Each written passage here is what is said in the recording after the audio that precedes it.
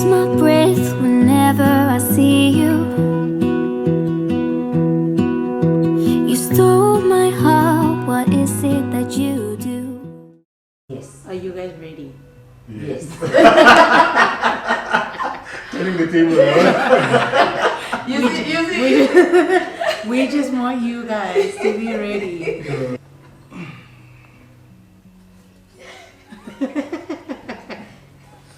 Okay. What's our go-to song as a couple? No.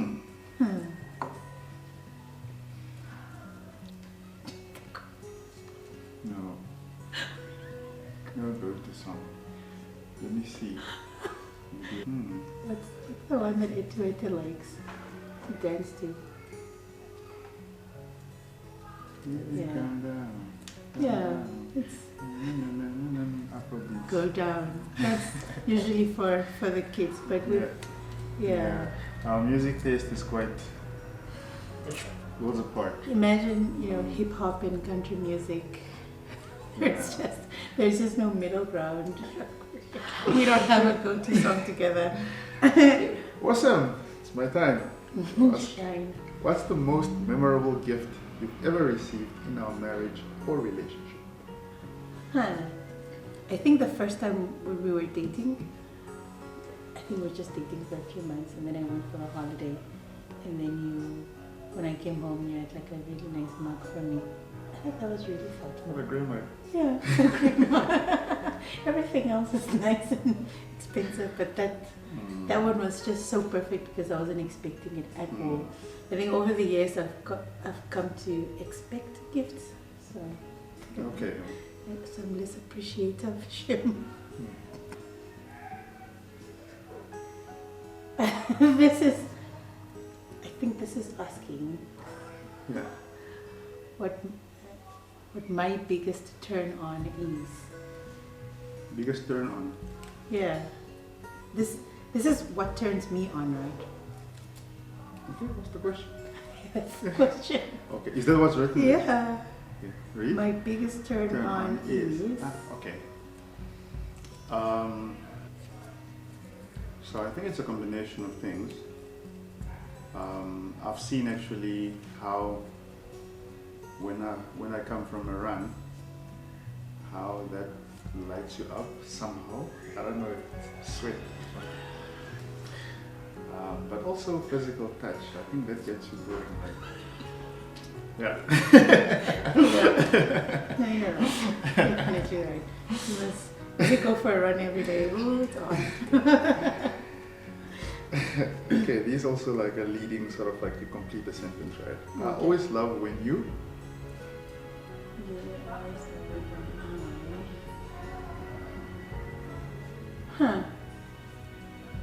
I think when I let you be like in your space without asking you to do stuff, when you just sit on the couch and I just let you Nothing be box. in your nothing box. When I let you be in your nothing box, I bring you a glass of juice or whatever, and I'm just around, but not like far. I think you'll always love that, and I'm around you, but I'm not in your grill, and you're just watching your things or on your phone or yeah. I really appreciate it. You're welcome. Okay, last question. Already? It's a long one. Okay, There's a one long more. one. Okay. If we could be an animal together, what would it be and why? If we could be an animal. An animal. I think I would go for dog. Why? Why am I saying that? Because dogs are very affectionate. They're very loyal. And they're just cute. Like, just want to like, I don't know. You like loyalty. That's the I problem. want to grab them. I don't know.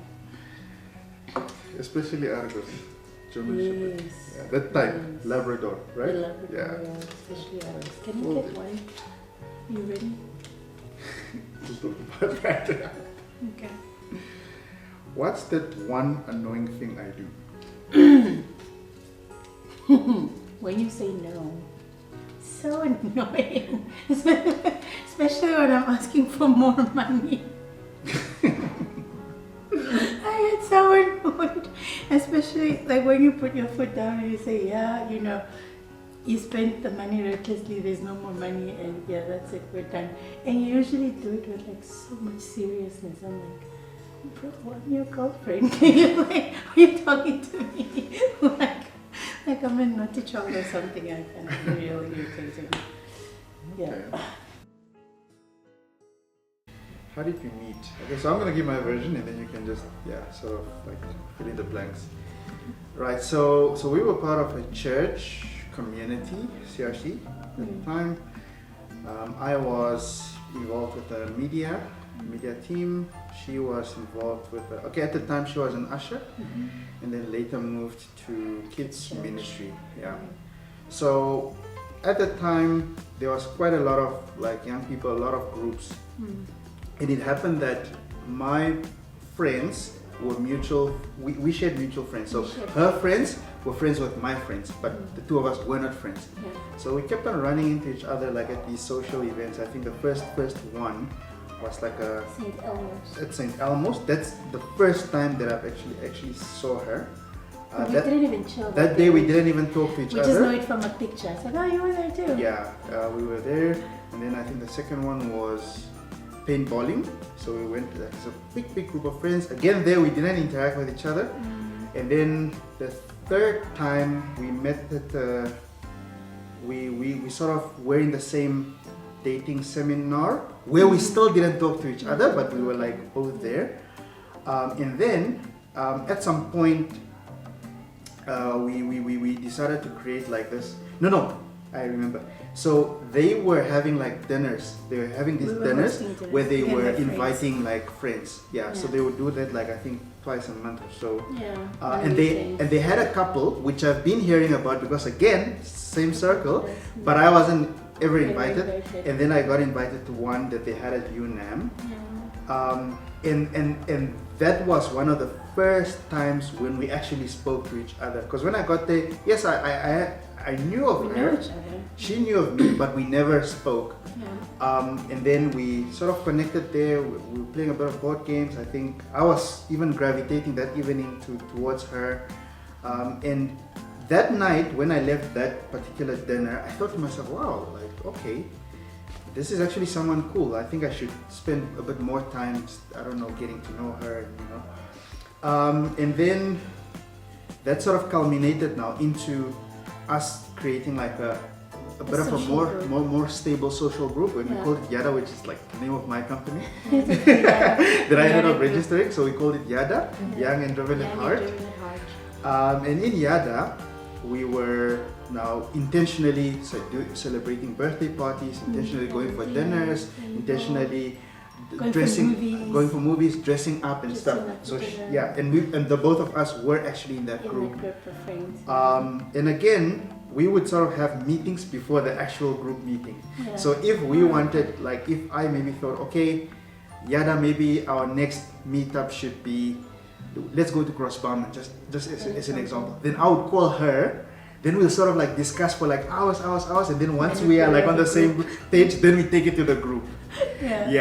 So we'd have even Christmas dinners and New Year's together as a group. It was a fun time, and we were young, but at the time we were even dating other people. So it's not like we were singles or whatever. I was dating someone else, she was dating someone else, and we'd even advise each other like, relationships. He didn't call me today. Don't worry, man. He's gonna come around, you know. So it was like one of those where we were even advising each other. And that was like, let's say 2013, 2014. When all of that was happening. And then 2015, that's really when like we started now having like eyes for each other. At least from my point of view, I was now looking at her. I was like looking at her, and I was like thinking, okay, this girl, you know, she's really like ticking all my boxes. I need to, you know, at some point I'm going to have to ask her out, because I was so scared that I was going to get into the friend zone. Not even friend zone, because I was already like sort of semi-friend zone, but brother zone. And I was like, no, I don't want I don't ever want to be a brother. I want more. Then he started acting cool. Yeah. So that 2015, it was more like we were close, but still checking each other, or at least from my side, I was like doing my homework, but spending now a bit more intentional time, like at her place. You know, if we are meeting as a group, then you'll see us maybe drifting off a bit on the side, just in our own little bubble. And then one of the events that really like led up to us starting to date was a very close friend of ours. They stay in Rundulo, Francis and Helvi. They were getting married, and we were part of the bridal squad. And what I then did was, just a week before the wedding, because we were all going to go to the north to enjoy the wedding, 2016. then I asked her out. I asked her to be my girlfriend, right? So, and again, it's one of those things where I was really calculating to say, man, if I don't, because Ali is her sister. They were inseparable. And Ali that week went for recess, so she went home. So I knew, okay, at least now I got a bit of a window where I can at least, speak to her, or at least be alone with her, because they were always together. Yeah. And that was now a week before that wedding.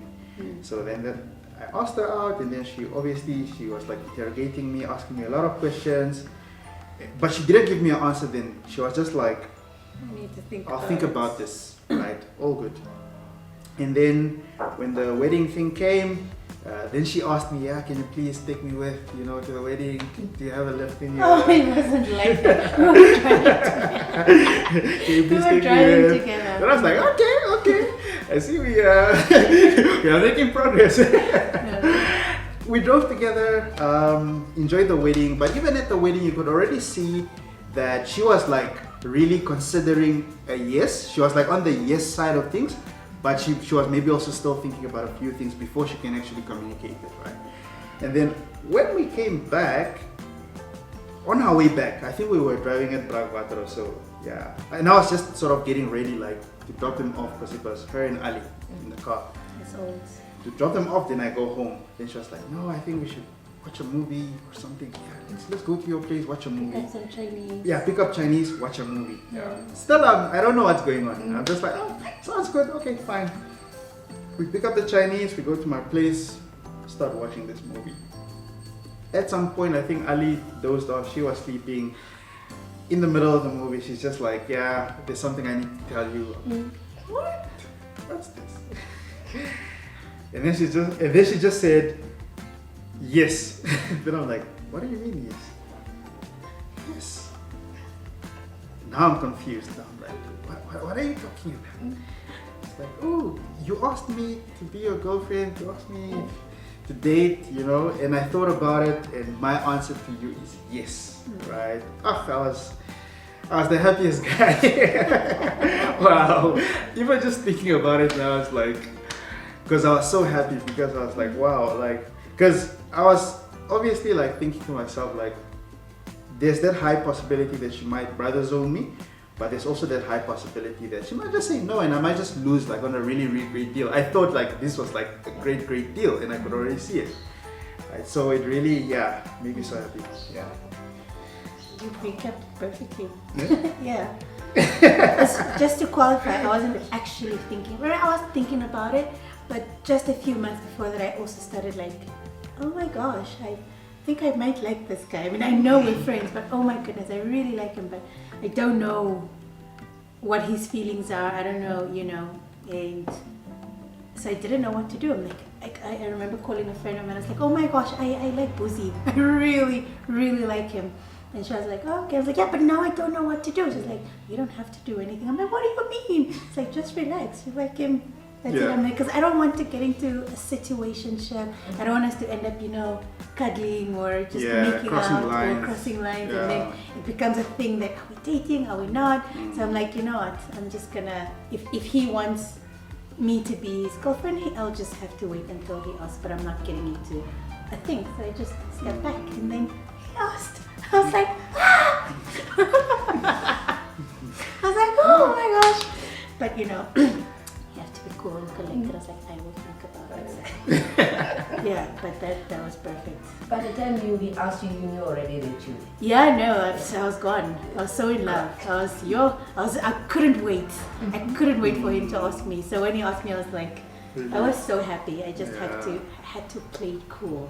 He can't get it easy. I was interrogating him. I was like, why do you want me to be your girlfriend?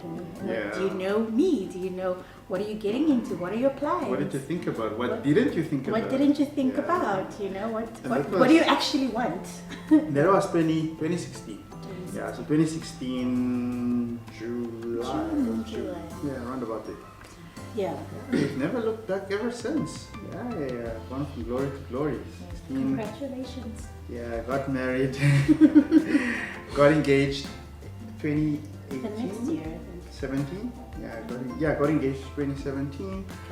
Got married 2019. And then now we're here with two beautiful kids and girls. So, what were your impressions about each other? I know you guys mentioned it in passing, but like really, from the sky.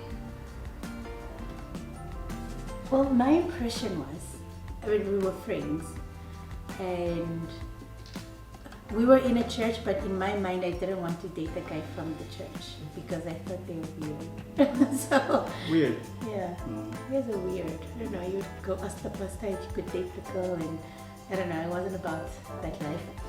So we were just. I just thought he was really, really cool, but not like cool as in I could date him. I just thought he was really cool, very calm guy, very smart. And remember, we connected over board games also, and we're big on board games. Like our house is like, we play board games all the time.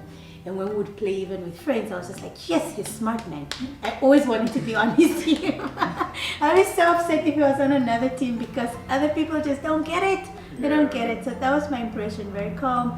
And he also had really strict boundaries. You had strict boundaries with yourself, like with girls, and because he was so cool. He used to be driving a motorbike, and that was like cool. He'd walk into the church with a helmet, and he had this jacket that had like. I was like, oh, okay, I see you.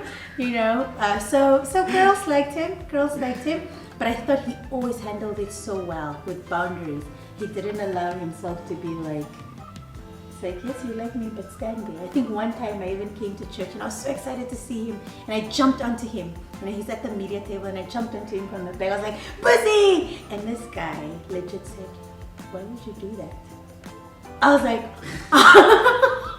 was like, bro, we are friends, we're cool, it's me. And he was like, no, don't do that again. So that for me was just like, wow, okay. I see the boundaries. I see very self-respecting, and yeah, that was my impression. Smart, calm, and among other things. That sounds really good. Yeah, no, my impressions. I think the biggest thing was because I'm a what they call a philomath, and we actually both are philomaths, so we like learning. Right? That's why we connect on board games. So the first thing is obviously the intellectual. Yeah, like my wife is a big intellectual. She's smart, intelligent, but also she knows how to hold a conversation. Yeah, it's one of the few people that I actually know, even till today, that can hold a conversation and really talk about meaningful stuff. Right.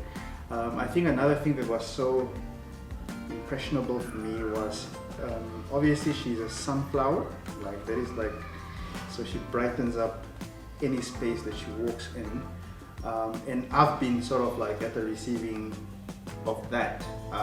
Every time she is either at my place or we're doing something together, then it always pumps me up and I feel so good.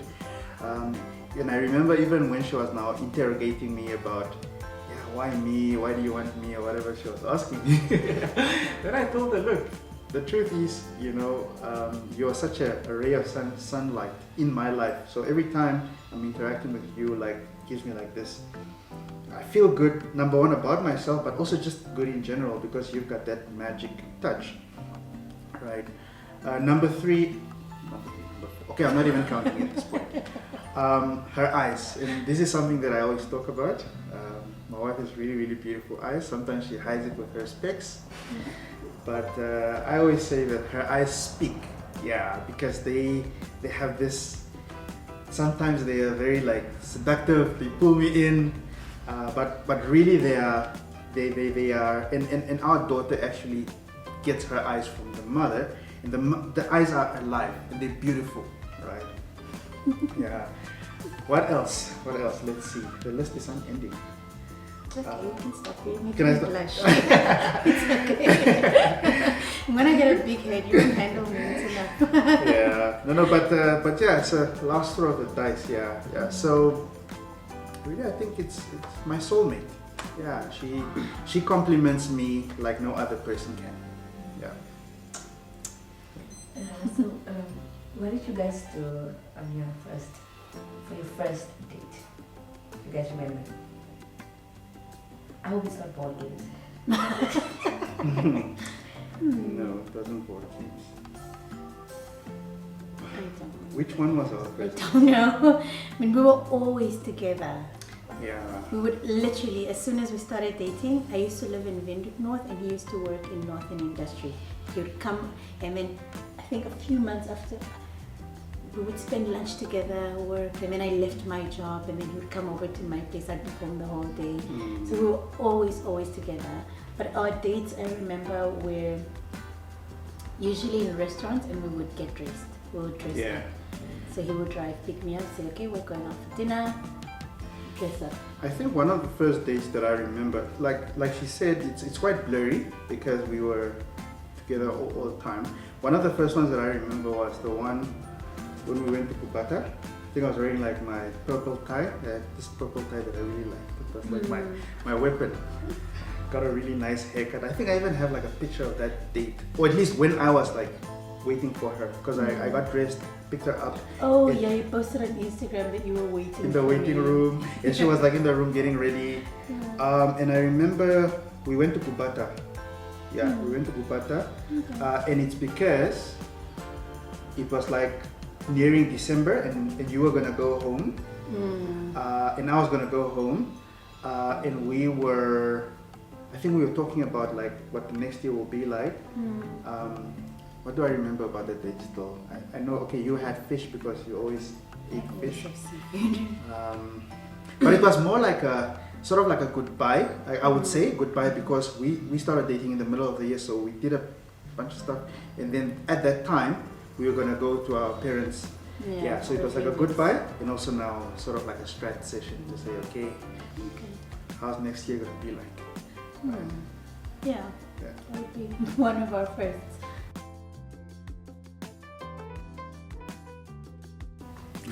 About your partner, yeah. You guys introduced to each other as families. Do you want to go first? You can go. Yeah, then I'll go. Okay. Yeah. Well, like I said, we were already friends, so my sisters liked him a lot. He could, like I was with my little sister quite often. We're at the same church, so he was friends also. At some point when I didn't like him, I thought maybe he even liked my sister. Because okay, this guy's over at my place all the time. I mean, like, dude, we're friends, but why are you always at my place? So I thought maybe he liked my sister even. But then I can't just. So there was sometimes also for lunch would go to my sister's place, my older sister's place, and he would also be there. And I remember my sister saying, you and Buzzy, you guys are together. I'm like, no, bruh, we're friends, stop it. That was Aina, she was always like on my tip. So my sisters already liked him. But, you know, so I told my dad, so we started in 2016. 2017, I tell this guy, he came into town, I'm in the car and I'm telling him, I have a boyfriend. And then he just goes quiet because he's awkward. And then I go, yeah, his name is Buzzy. And he goes, and then he's just quiet. I was like, we're gonna get married. He's like, oh, and then I just started telling him where he's from. Like he's from, you know, it turns out actually in the north we were neighbors. Like same street. Like he's from Swakop, but then he'd spend holidays in the north. In the north, at because my his dad is namesake. from there. At my namesake's house, which is just in the in same the same street as my house, but we never knew each other. We've never met, you know, all that time. So people from our location know us. Yeah. but we just never crossed. So I was telling my dad that he's from that house, you know, you Yeah. know the people, and then he started like asking, oh, okay, and when do you want to get married? I said this year. This is 2017. I said this year. Remember, we're Christians. We don't wait too long, you know. It's like, no, this year we're getting married. And then he starts laughing. He goes, maybe 2019, so you're not getting married this year. Man, I'm thinking, 20 what? 2017. He says, yeah, no, you're not getting married. I'm like, oh, you'll see. Oh, no, you'll see. And then that's it. And then over time, if my dad comes into town, the first time they met was, I think he was going to South Africa. So after work, I was with him and I was just gonna meet him quickly at KFC. And I introduced him. I said, "Oh, this is Boozy." I greet him. I hug him. I said, "This is Boozy." And my dad goes, "Oh, okay. How are you? I'm good." And then he ignores him. He continues to talk to me. Completely ignores him. I'm like, "Oh, okay, bye." And then over time, we would meet at family functions in the north. You know, if there's a wedding, he would come with, and my dad just greets him, and that's it. Never engaged him. I think the first time I spoke to him was the weekend before our wedding, where he literally came and shook his hand and he said, "Okay, now we're getting there." So that would be the first impression. My stepmother loves him, completely smitten. I think she likes you more than she likes me. But that would be, yeah. Generally, my family loves him. So those would be the first impressions. But until now, I think they're just wow. Yeah. Yeah, no, I think from my side, especially when she talks about the experience with her father, yeah, that actually, it did happen like that. And just also throw it in there was actually once when they were getting married. Yeah. I did the photography, Yes, because I used to do photography and videography back then. Yeah. So I did but even then the guy was just like, I know who you are, I know what you're doing here. I know what you're doing here. And he sort of kept me at bay, right? Like as any parent would. Yeah. But from my side, I think from my side I would say things started off a bit slow. Because I stayed with my sister at the time. I mean, they were cool and stuff, but you could see that, I mean, it's now women in the same house, or at least in the same space. And I guess sisters, they have this also dominating thing over their brothers, or protectiveness over their brother. So I felt a bit of that, especially from my sister, where she was okay, she's happy, Cool. but in the back of her mind, she's also like thinking like, yo, I just hope you don't break my brother's heart, because he's like this guy that if he puts himself into a situation, it's because he's in 100%.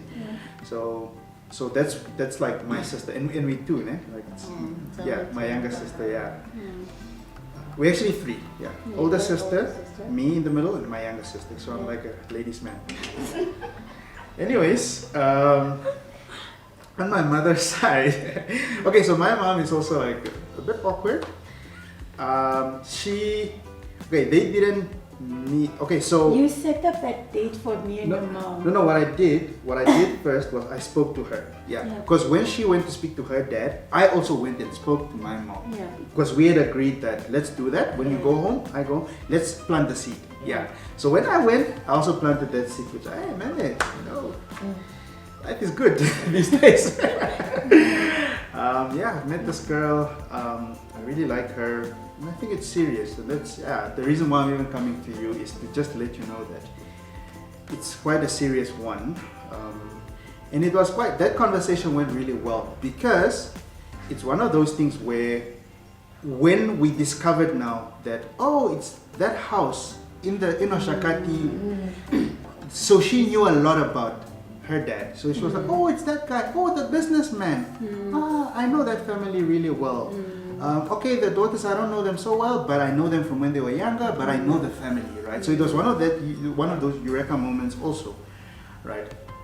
And it was one of those things then where after that meeting with my mom, she was like, okay, I would actually then like to meet her. If you're saying it's serious, then let me meet her. Let me meet this lady. And then I set up a meeting. It was a date at a restaurant. This guy literally says, "Oh, my mom is in town, and she wants to meet you, so you guys are going out for dinner." I'm Yeah. like, and you? It's like, no, it's just the two of you. I'm like, No way. no way. I was like, it's not happening. It's like, look, that's the plan. I will pick you up. She'll be in the car as well. Cause yeah, and then I take you guys to the restaurant. I'm like, You literally put you on the spot. on the spot. I was like, no, I'm not coming alone. So I called my bigger sister. I'm like, bro, let's go for dinner. Okay. Which was a smart Yeah, thing to do, it was actually. great. It was easy. It was nice. She was Yeah. affirming. She was just like, okay, just easy conversation. And she, I think, mentioned that she's a prayerful woman. She's really prayerful. So she said for her son, she had begun to pray for his wife as soon as he was like a child, 10 years old. He's always prayed for his wife, and she has also prayed for her heart to love her son's wife. Yeah, she had prayed to love her daughter-in-law as her own daughter, and I thought that was really, really nice. It wasn't an awkward dinner or at all. Yeah. I just love the fact, she gave you feedback after that, and Yeah. she said she liked me. Yeah. No, I got feedback. I mean, I'm quite I got my affairs in order, so I had to speak one-on-one to the ladies to find out how they felt about it, and I got positive feedback. They were like, yeah, it was good.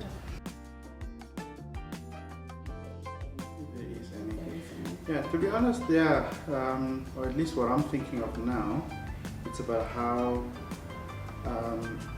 in their family they are not direct, they don't speak direct to each other. Like, so they speak in riddles, they speak scum. Yeah, so if she wants maybe her sister to do something, she will not say it directly like, oh, open the gate or do, she'll just be like, she'll say something, just beating sort of like around Sort the of sarcastic. Yeah. I'd say, Yeah. why aren't you closing the gate? Yeah, Or- so they speak to each other like that. Yeah. So let's come. Yeah. So for me, that was like, it's a bit of a culture shock because where I'm coming from, it's a bit different. Like we don't beat around the bush. Like if I want that cup, I'll just say, give me that cup, and then I'll get the cup or not, right? So for me, that was quite interesting. And then there's another side of her family. Like if I look at both sides, father side, mother side, and that side I've actually spent more time with. My mother said it. Yeah. And they have this thing of because they are a lot, the grandchildren are a lot, the adults are a lot, so they usually sit in one big circle, everyone, uncles, everyone, and they just talk about like random stuff. And they have this thing where they speak over each other, so you don't wait for the other person to finish. So while they're still busy, you jump over. So it's almost like the loudest person sort of gets to have a say. For me, that was new because we don't do anything like that. Yeah. Well, I think that's the biggest thing that comes to mind is how I would use the word formal. They're formal with each other. If he's on the phone with his mom, it's really, okay, yes, are things good? Okay, when are you driving to Windhoek? When are you coming? Where are you staying? Very formal. Whereas with my dad, and it's like, we're so casual with each other, so much so that sometimes he would ask me a direct question like, okay, so for example, where's your dad staying? In Windhoek, where is he staying? And I'm like, I don't know, I think maybe in town or something. Because he operates in the form of, okay, give me information, give me what time. If my dad is in town, me and my siblings here in Windhoek, we're like, oh, we should go out for dinner, and we decide, like in the afternoon. If my dad is in town, he doesn't let us know in advance, for example. They know like 3-4 days in advance, oh, Meme will be in town 2 weeks from now, and she'll be around for these many days. And I'm like, wow, my dad already in town. He's like, I arrived here yesterday. Okay, I'm just greeting you. So me and my siblings also have a casual thing of, let's go out for dinner. All of us, dad is in town, let's go for dinner. And so I say to my husband, he'll be like, okay, when are we going for dinner? I'm like, after work today. And he's so uncomfortable. He's like, why are you planning like that, man? Can't we do it tomorrow or something? In my mind, I'm like, bro, it's not that deep. Like, let's just go sit, let's have dinner. And so they're formal. So I remember one time when we were dating, my sister and I were it was at my flat. We were just hanging around, and then he got on the phone with his sister. And they're talking, and I think she had just passed grade 12, I think, or something. And this is how he was talking to his sister. Okay, so how did you do? what were the results, and okay, what are your plans for next year? And me and my sister in the background whiling. We're like, what is he talking to his sister? What is it? Because how we speak is just, we don't even ask each other like seriously, how did you do, where did you, we're just so casual, so sarcastic. So obviously it has impacted our marriage in the sense that when he's upset, he just tells me directly, I don't like what you did, don't do it again, you know. And that for me is like, why do you hate me?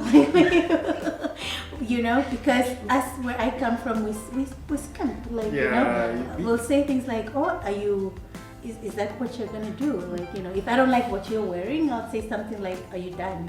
Like, are you sure? And then the person would say, yeah, sure. It's like, okay. And if somebody speaks to me rudely, I'll be like, please stop, go. I'm not interested in your stories.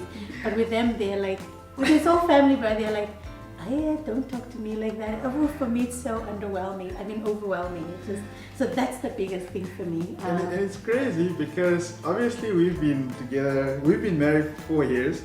So you also kind of get into like a groove of, like, you also sort of do introspection, at least from my side. I always keep count, like, if let me say I spoke direct 3 times today, then I'm like, okay, it's enough now, just relax. Just relax. Now I remember one day, she wore, what were you put on something, man, and I think I had already reached my limit for direct things to say. But I couldn't hold it in. Then I was like, can I say something? Can I whisper something? And it was like this. It was like, your dress. Because it's culture differences. It's very serious. But somehow we try to find a balance. Mm. Yeah. So even just when we're having family together, I mean, I was with his family yesterday. I'm still trying to find my voice to just sort of be myself. Like, and how's it going? Hug people, but they're like very formal, and you know, they greet each other like proper greeting. You know, like, so. I'm deciding to sort of, you know, I'll just be myself. Look, if I'm casual, I'm having a conversation with you, then I will do that, and that I think has been working well for me. Just to sort of, I must also just relax. But yeah, that's a big shock. Still continues to be a shock because we can't just tell your mom to come over. Let's eat or let's go out. You know, that's and the biggest thing for me is really just telling him, my sisters want us to hang out now. Or my brother's coming over. So every time if my brother's like, are you home? I'm like, yeah, I'm home. Yeah, no, I'm driving. What do you want? Should I bring meat? I'll be like, you know, because I don't want him to be overwhelmed, and because he literally has to prepare himself for a social setting, and he wants to know, is the house clean? If people are coming over, he's like, he wants to make sure that everything is in place. So yeah, we're working for that. So we were staying in Osana, right, for about a year, and she didn't like it.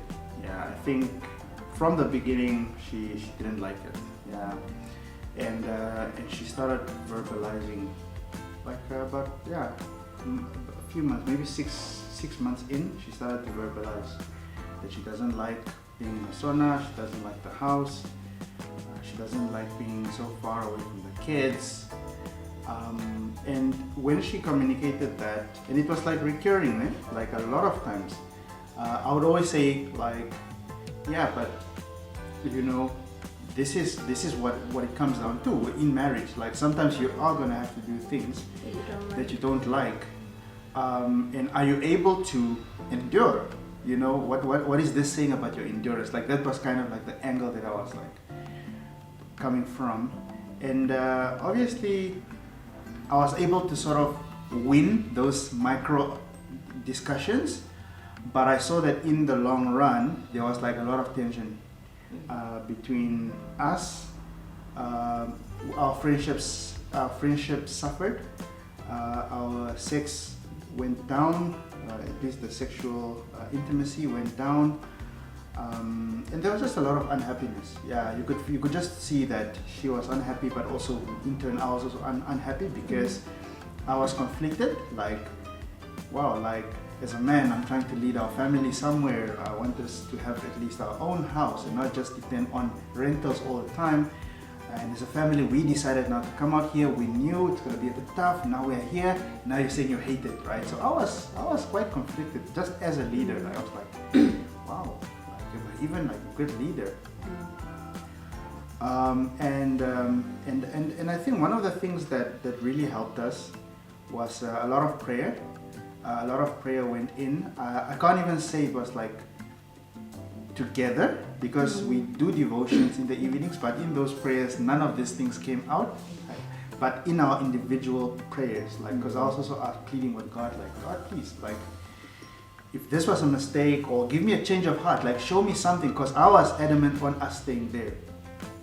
And at some point I got like sort of like this eureka moment to say that, look, listen to your wife, man. Like, I know you are now fixated on your being a leader and you want to sort of drive the conversation, but you have to listen to your wife, because the Bible does say that your prayers will be hindered if she is having tears. If she's crying, your prayers are hindered. And that sort of opened up this whole entertaining of, okay, how can we solve this problem, right? And I remember very clearly, we were driving, and I think I just casually mentioned it to say, listen, I know I've been saying this and that and this and that and this and that, but I'm actually open to the idea of us moving back to Windhoek. How can we go about this? What are some of the actionable items that we can do, right? And just like that, I think that was the beginning of going downhill from a very, very, very long uphill battle on that subject here. Yeah, no, that I will confirm that was a pretty tough period in our marriage, because just I was unhappy. I was angry, and you know, during that time also, because I'm a very social person, I can't hang out with people, I can't go out anywhere. As soon as I knock off, I'm back home and I'm tired, and yeah, I was just pretty angry. And the way I was communicating it also wasn't like with grace, or I turned into a bit of a complaining state. I was always like, yo, I'm tired, man. Yo, and you know, we have two cars, but the one car, we were not trying to put the mileage too high, so we would use the smaller car, and the smaller car on our way home on this commute, the sun was directly in my face, because this is a smaller car that doesn't have tinted windows. Yes, Aircon is not working. Aircon is not working. And then the car started breaking. Then the door broke. Then the window broke. So during winter, there was a time when the window wouldn't close. Yes, I was just like, no, man, no. This is not it. And then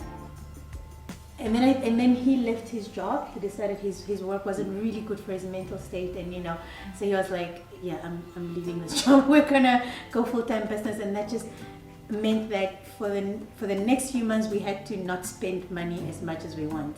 So I was like, okay, we came out here so that we can be more financially relaxed, because it's cheaper, but now we've got only one job, so you know, the money's tight, so I can't even eat cheese when I want to. I can't. What's the point? What's the point, you know? So I was really angry. And then I got pregnant, like, and then the hormones were just high. And I was like, I'd find myself in the bathroom just crying, and I'm just like, what am I doing? I'm just crying. And then obviously he would come and just, you know, comfort me, and then I'd be quiet. And then the next day, I think one time, this was a tipping point, my toddler was on the bed with me, and then she just hit me. I was crying. And then my husband comes all the way from the living room and says, what's going on, you know? So it was a really, really, really tough period. But then I started reading the Orange book, The Subtle Art of Not Giving a Bleep. Yeah. So that book was telling me that, you know, sometimes the problem is not the problem, is how you're thinking about the problem. And if your current circumstances are not aligning with your values, then you need to change your values. So I was going for therapy, and I had to change the conversation from, look, if you live in a sauna, you live there, that's it. Yeah. Yes, you're not hanging out with friends anymore. Yes, you're not hanging out. Yes, there's not enough money to just waste or whatever. But then you have to live with it. Find ways to be happy in your environment. What can you do? Hang out with other wives. Start gardening. Start enjoying it. Start looking to the brighter side of having your own home. You've got a big garden yard. Your child is playing around. Yes, you're tired, but you know, just relax. If it's not going to change, what's the point of going back and forth with your husband and now being angry with each other? Or we were like on edge with each other almost all the time. Yeah, the tension was too much. The tension was just too much. So I started changing my perspective. I was like, yes, I'm tired, but Lord, I'm grateful. Yes, I'm tired, but it's not such a bummer to live in Australia. It's not that bad. What are the things that I could do? On weekends, I could drive out. I shouldn't look to my husband to give me fun or make fun in our marriage. What can I arrange? Can I invite friends over? Can I, I started really thinking much better. And then I got into it's okay. I can live with this. It's not worth it. I can live with it. And in that time when we were having conflict, I was like, we need to go for therapy. Yeah. And he's like, we're not going to go for therapy because, if we're not hearing each other, then we're just not. We need to sort out what's happening here, And I was like, we need to go for therapy. We need to go for therapy. I actually told her to not summon me. Don't summon me to therapy. Yeah, and it was with my therapist. It's like, I'm not going to sit with your therapist and you so that you guys can tell me. You guys can gang up on me. So you guys can gang up on me. So, but yeah. And you're just reminding me that actually, like, in this what I mentioned now on my side of the story, and this was happening simultaneously, so it was happening at the same time. Yeah. So, and it's again that the beauty of sort of looking inward, because I started looking inward, and she started looking inward, and as a result, we were able to sort of gravitate towards each other and come to one. And have more grace. Whereas in the beginning, she would like be telling me, "We need to move now," and You're I'm like, wrong. "We're not gonna move." Yeah. So much that when I mentioned that we're gonna move, she was already kind of warming up. Yeah, warming up to the home, starting to have like a vroekreng that would congregate at our place, and she was like sort of finding her feet, Sana, right? And then you decided we should go for therapy, and you found a therapist. Yeah. A marriage counselor, and that also really, really helped a lot. But crazy. By the time we got to therapy, we were so cool and so we were giddy. We were just giddy the whole time. The therapist was literally sitting there saying, "Okay, what's the problem?" What's the problem? It's like, it used to be a problem, but Yeah. we sorted it out. So but that was really tough. That was a point where we were really sitting and disliking each other. We didn't like each other. I think it was that bad, and we knew we loved each other. Like, yes, we love each other, but we really didn't like each other. We were not friends. We were, it was not nice. It was not pretty. So that was our moment. Yeah. That was in the 4th year of marriage. Fourth or third? We're in our 5th now. Okay. Four. Okay. Yeah. So 4. 3rd. So, yeah. I would say basically what Hollywood is sort of pushing to say that it's always going to be like emotions, and it's always going to be like these high emotions and lovey-dovey all the time. We see couples posting on their Valentine's Day what they're doing, and we sort of think that's how it is every day. So I'm gonna be a myth buster today and say it's not like that. Yeah, love is very boring at times when you're like going through the day-to-day stuff. Yeah. And it's highlights. So you've got your highlights where it's like the fun and the glitz and the glamour and the sex is great and everything, but those are like highlights in the bigger scheme of things, right? So the myth there would be that it's not your perfect relationship isn't this whole bed of roses. It's not a bed of roses romantic. 24/7. Yeah. Marriage in most cases just calm, boring. You're home on a Wednesday. It's a public holiday and there's nothing happening. It's pretty boring, I think. Not in a bad way, but like it is what it is. And I think women need to hear this, because some of us sometimes we run wild. It's like, oh my gosh, my marriage is on the rocks. We're not having fun. Look at these couples, they're laughing. Look at these reels. They're having breakfast in bed and we're just here. So we must plan something, we must do something. But those are highlights. Your general marriage relationship is you wake up, you have breakfast together, and then you go to work, you come back from work, you're tired. Planning, budgeting, money.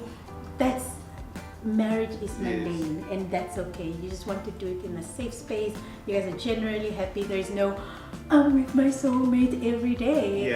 And it's not a feeling. It's something that you have to tell yourself. I'm with my soulmate. I love this person, and we're together, and it's forever. And I think also just to build on top of that, and this concept we call intentional effort. And intentional effort just means that with marriage, you now need to start putting in the effort, because in the beginning of the marriage or relationship, sort of like your hormones, you are in this what we call eros love. So your hormones, they're doing the job for you. You don't even have to think about it. You'll buy those flowers, you'll go on the date, you'll do everything. Even the sex will be great, even the sex drive will be high. By itself. But the longer you are in, then you start moving now from this eros more into agape, which is now unconditional, where you now have to make a decision to say, okay, this is my wife, I love my wife, I know that it's good that we have to spend time together. How can I make sure that I take her out on a date? And your hormones, sometimes your hormones might even say, look man, just go home, put on soccer, drink a beer, right? That's what your body will tell you, but now you have to make a decision to say, okay, for my marriage, I'm not gonna do that, I would rather do it like this. So that intentional effort, that one is difficult, but that one is required to sustain marriage. Another myth I think I want to bust is that people think that, once you're married, it's an automatic card to faithfulness, right? So couples don't set boundaries. It doesn't mean that just because you found the person you love and you've committed to each other and you marry each other, you won't see other people who might be better than your partner. Okay, you might see a woman who's more gorgeous, she's more well kept together, she's like, someone who would probably be a great wife for you too. As a woman, you might see a guy who smells better, spends money more easily, is more spontaneous, So the myth is thinking that if I was with a person I love, I wouldn't see another person. I think I saw a Johnny Depp thing say, if you're in love with somebody and then you like somebody else, choose the second person, because if you really love the first one, you wouldn't like the second one. And that's nonsense. Because again, our hormones are our hormones. So we just make sure we put boundaries in our marriages, in our personal life, that we don't give a platform to other people to press our hormonal buttons. As a man, you can't find yourself in a situation where a lady at work is giving you a lunch bucky or whatever, because you being served that way, it will speak to your hormone, and you start thinking, she's rubbing your shoulders, oh yeah, give me a massage. Your body doesn't care whether you're married. You look so stressed, your body doesn't care that you're married. As a woman, if you've got a male bestie or whatever, you're hanging out, if this guy is speaking to you when you're stressed and your husband can't see you, just Mona, you look so gorgeous today. Just, does Franco see this? You're beautiful. They even say things like, Franco is such a lucky guy. Franco is a lucky guy. Did you eat today? Here's a flower, man. I was Franco. You will respond because you're like, it's true, man. Does Franco know? So you just don't put yourself in those positions. Because just because Franco is your soulmate doesn't mean other people cannot come in. So it's very important to still keep boundaries.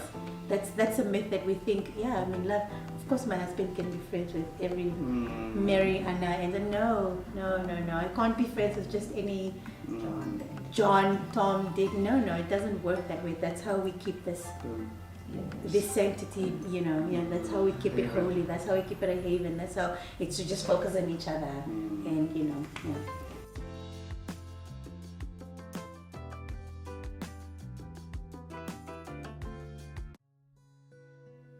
Where do I start? Okay, baby. I appreciate you so much. I love you. I like the way you smile. I like the way that you smell. And I appreciate the fact that every day you show up ready to fight for our love, to protect it, to honor it, to make sure that, I'm good, my kids are good, you are good.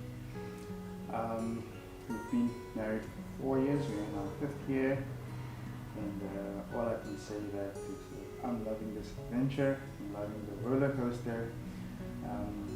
When we go through difficult moments, you always show a fighting spirit. You always show that you are ready to sit and solve this problem instead of only trying to get your way.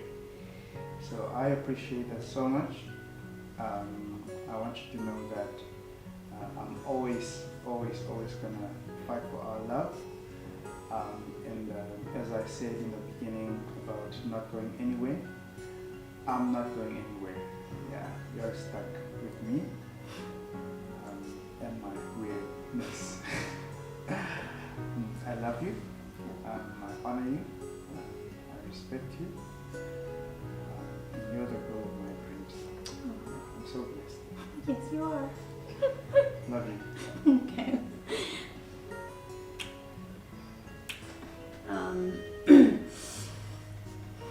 Baby, I love you.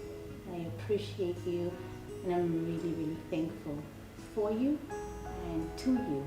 Thank you so much for choosing me over and over, for choosing me, you know, how many years ago? 6 years ago? 8, 9? For choosing me then, and for continuing to choose me every day, even when I don't look my best, even when I'm not on my best behavior, even when I don't smell good. You continue to choose me every day, and I really, really appreciate that. It gives me, it makes me feel like I'm on top of the world. I really, really feel like I'm the luckiest girl on earth. I've been the luckiest girl for the past few years, and I know, and I believe you when you say you're not going anywhere. And for me, that's just so wonderful that I'm assured. When you say stuff, I really, really believe you, and that's because you're a man of your word. You're consistent, even in your weirdness. You're consistent, and that assures me that, you know, even in the great things that you do, you will be consistent. I appreciate that you put an effort in looking good, smelling good, working out, getting a fresh haircut. I really, really love it, and you're the best guy ever. You're the best dude. I love hanging out with you, even when we're just doing the mundane stuff. And I'm so glad that you want to come to the shops with me, you know, when I just want to do random stuff. I appreciate that you open the door for me to the car every single time, even when we have argued, even when you're upset with me, even when I haven't made you food, you still do it. And that for me shows me that you're here, you're not going anywhere, and I really appreciate it. I don't take it for granted.